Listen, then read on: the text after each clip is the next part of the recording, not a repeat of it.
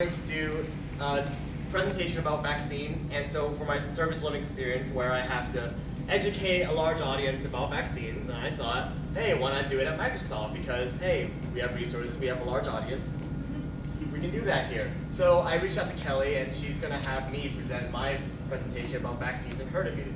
Now, how many of you in this room know they're going to get the flu shot this flu season? Raise your hand. All right, that's a good number. It's like half. All right.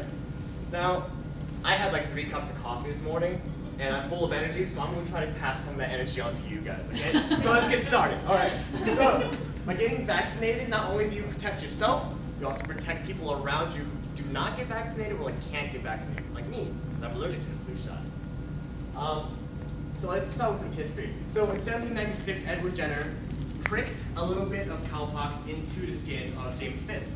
And he was like an 8-year-old boy, and they wanted, everyone was like, why are you doing this? You're gonna kill him. Because at this time, you guys didn't know, or remember in history class, smallpox and cowpox were killing billions, if not billions, millions of people. We didn't have a billion people yet.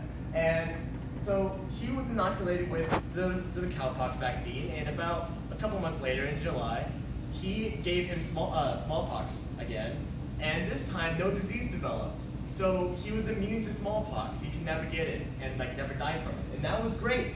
But there's always been skepticism because in the 90s, especially in the 90s, the media was obsessed with rumors suggesting that vaccines were harmful and that they caused autism and that they were very dangerous and had dangerous chemicals in it. Now, most of them, especially this one, 1998 report published in The Lancet, a medical journal, were redacted and found to be fraudulent just to get media hype.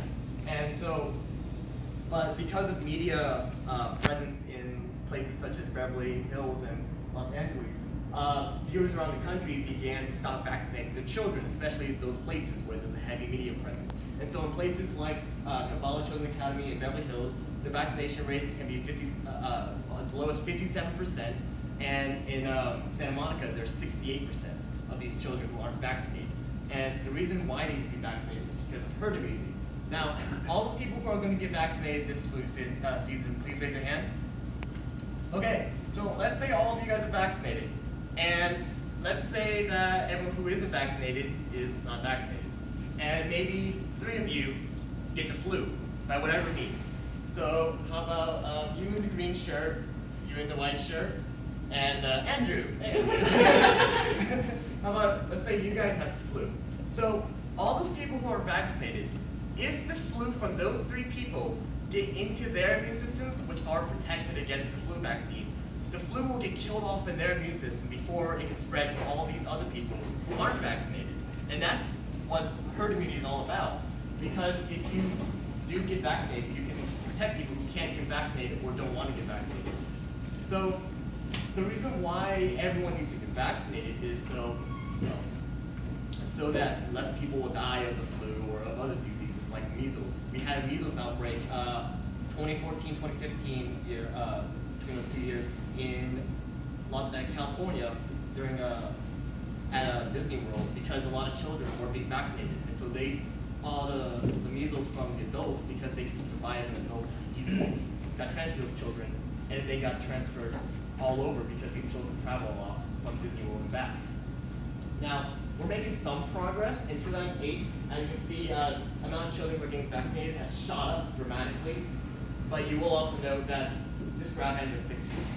So all of this is still below 60%, which is not very good for your herd immunity protection. Adults aren't getting as much of an increase of vaccinations, which is fine because most adults can take a disease, right? But the problem with that is the disease will still use you as a vector to travel to children and other people who are more vulnerable to these diseases. And these kids and these people who can't get vaccinated will get infected, and in those kids, those kids who are in classrooms will spread those diseases to other people in that classroom because they're in such a confined area and it's not as sanitary. Doorknobs are disgusting. I don't know if you guys know. But everyone touches a doorknob. People don't always wash their hands. I don't know if you know this, but that doorknob is disgusting. I wouldn't touch that. And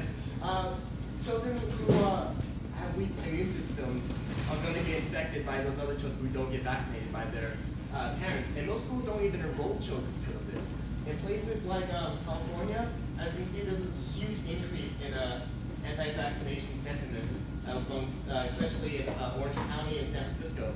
And so that's led to a lot of people seeking out fringe pediatricians to get their children exempted from it. The problem with that is that all the other children in the classrooms will get sick if they can't get vaccinated.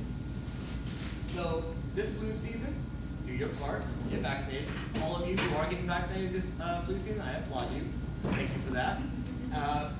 The people who aren't getting vaccinated, I highly encourage you to do so that you can protect your loved ones from getting infected, and maybe even maybe you'll tell other people to get vaccinated. That'd be really nice. And if you can't get vaccinated, like me, because you're allergic to the vaccine or because you have a weak immune system, let other people know so that they can get vaccinated, so they can protect you. Thank you.